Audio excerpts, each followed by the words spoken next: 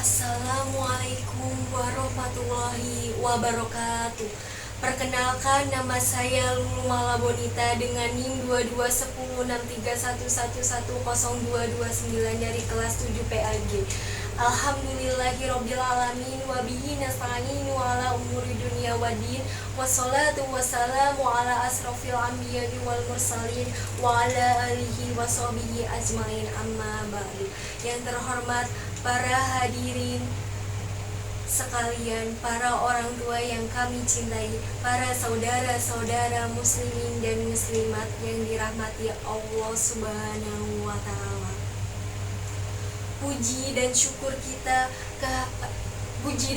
kita panjatkan kehadirat Allah Subhanahu wa Ta'ala yang telah menciptakan kita menjadi makhluk yang sempurna dengan karunia orang tua yang menjadi pintu gerbang kehidupan kita. Salawat dan salam senantiasa tercurahkan kepada junjungan kita Nabi Muhammad SAW, teladan utama dalam kehidupan beragama, yang selalu menekankan birrul walidain, berbakti kepada kedua orang tua sebagai salah satu amal soleh terbesar. Hadirin yang saya banggakan, hari ini izinkan saya menyampaikan pidato dengan tema berbakti kepada kedua orang tua, kunci kebahagiaan dunia dan akhirat.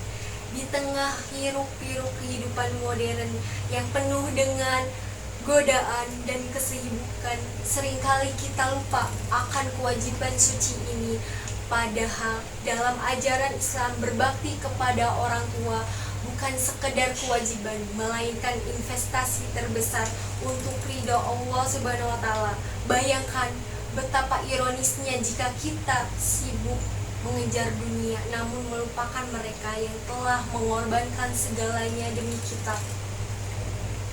Mari kita renungkan firman Allah Subhanahu wa Ta'ala dalam surat Al-Isra ayat 23 sampai 24 yang berbunyi, dan Tuhanmu lah telah berpesan supaya kamu jangan menyembah selain Dia, dan hendaklah kamu berbuat baik kepada ibu bapakmu jika salah seorang di antara keduanya atau kedua-keduanya sampai berusia lanjut dalam memberikannya, maka sekali-kali janganlah kamu mengatakan kepada mereka berdua kata ah, dan janganlah kamu membentak mereka, dan berbicaralah pada mereka terhadap mereka yang lemah lembut, dan rendahkanlah keduanya dengan penuh kasih sayang.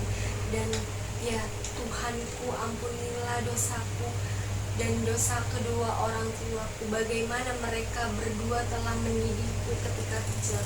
Nah, ayat ini tuh bukan sekedar perintah, tapi panggilan hati untuk kita semua. Allah Subhanahu wa Ta'ala menempatkan birrul walidain tepat setelah tauhid, menunjukkan tingginya derajat. Jika kita lalai, dosa itu akan menumpuk seperti gunung, menghalangi doa kita ke langit. Tidak hanya itu, Rasulullah SAW bersabda dalam hadis riwayat Bukhari dan Muslim, ridho Allah Subhanahu wa Ta'ala tergantung pada ridho orang tua, dan murka Allah Subhanahu wa Ta'ala tergantung pada murka orang tua. Bayangkanlah hadirin, satu senyuman, satu pelukan, ataupun satu doa untuk orang tua kita membuka pintu surga bagi kita. Sebaliknya, satu kata kasar atau pengabaian kita menutupnya rapat-rapat. Saya ingat kisah seorang sahabat Nabi yang bertanya, wahai Rasulullah, siapakah orang yang paling berhak mendapatkan hubungan baik dari diriku? Beliau menjawab, ibumu. Lalu ditanya lagi kemudian, siapa ibumu? Dan lagi kemudian, siapa ibumu? Baru setelah ketiga kali beliau menyebut ayahmu. Ini mengajarkan kita bahwa ibu yang telah mengerahkan darah dagingnya selama 9 bulan layak mendapatkan prioritas utama. Hadirin yang dimuliakan Allah, mari kita lihat kenyataan di sekitar kita. Banyak anak muda yang sukses secara materi, namun hatinya hampa karena orang tuanya ditinggalkan di panti jompo atau diabaikan di rumah.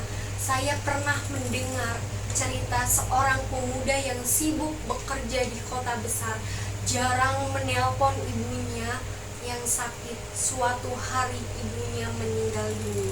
Saat itu juga dia menyesal seumur hidup karena doa ibu adalah perisai yang kuat. Sebaliknya, ada kisah seorang anak yang setiap hari menyempatkan waktunya walaupun sibuk untuk orang tuanya, meski jadwalnya juga padat. Hasilnya apa? Bisnisnya lancar, keluarganya harmonis, dan hatinya tenang. Ini bukti bahwa berbakti bukanlah beban, tapi berkah yang melipat gandakan rezeki. Oleh karena itu, saya mengajak kita semua untuk bertindak sekarang juga.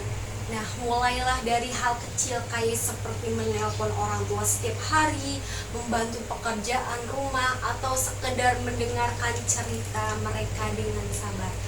Jika mereka sudah tiada, lakukanlah mereka dengan ikhlas. Ingatlah, berbakti bukan hanya saat mereka sehat, tapi juga saat mereka lama. Bagi yang masih punya orang tua, jangan tunggu sampai menyesal. Bagi yang sudah kehilangan, jadikan teladan bagi anak-anak kita agar siklus kebaikan ini berkelanjutan. Hadirin sekalian, Islam mengajarkan keseimbangan. Berbakti kepada orang tua adalah jalan menuju surga, namun juga membangun masyarakat yang harmonis. Jika setiap muslim menanamkannya, tak ada lagi anak yang durhaka dan tak ada lagi keluarga yang retak.